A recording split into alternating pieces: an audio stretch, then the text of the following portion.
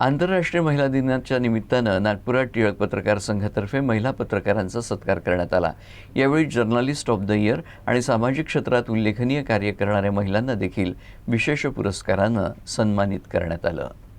आंतरराष्ट्रीय महिला दिनानिमित्तानं पत्रकारितेच्या खडतर क्षेत्रात उल्लेखनीय कार्य करणाऱ्या महिला पत्रकारांना नागपूर टिळक पत्रकार भवन ट्रस्टतर्फे दरवर्षी सन्मानित केलं जातं। या अंतर्गत यावर्षी देखील या सन्मान सोहळ्याचं आयोजन करण्यात आलं होतं। नागपूर महानगरपालिकेच्या स्थायी समिती अध्यक्षा शिवानी दाणी वखरे यांच्या हस्ते पुरस्कारांचं वितरण करण्यात आलं। या अंतर्गत इंडियन एक्सप्रेस समूहाच्या अंकिता देशकर यांना woman journalist of the year या पुरस्कारानं सन्मानित करण्यात आलं, तर समाजसेविका छाया खोब्रागडे यांना सामाजिक क्षेत्रात उत्कृष्ट कार्य केल्याबद्दल सन्मानित करण्यात आलं। याशिवाय बीबीसीच्या भाग्यश्री राऊत, लोकमत समाचारच्या भाग्यश्री शर्मा, दैनिक सकाळच्या अश्विनी मारोळकर पंचखेडे आणि यूसीएन न्यूजच्या देवश्री भिमटे मेश्राम यांना सन्मानित करण्यात आलं।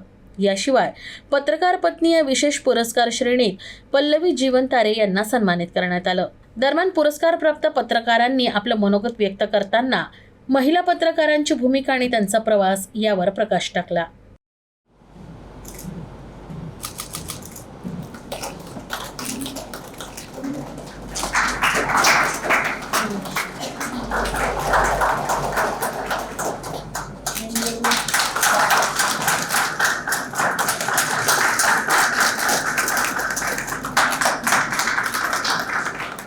ग्रामीण भागातून आलेली मुलगी आहे, त्यामुळे गरिबीतलं जगणं काय असतं, गरिबीची जाण काय असते, ती लोक कसे जगतात, ग्रामीण भागातलं जीवन काय असतं, या सगळ्याची जाणीव मला आहे। आणि अशाच लोकांचे जे प्रश्न आहेत, मार्जिनलाइज कम्युनिटी असतील, म्हणजे आदिवासींसारख्या कम्युनिटी असतील, इथला वाघ असेल किंवा मग इथला शेतकरी असेल, अशी इथल्या महिला असतील, या सगळ्यांवर मला काम करायची आधीपासूनच इच्छा होती।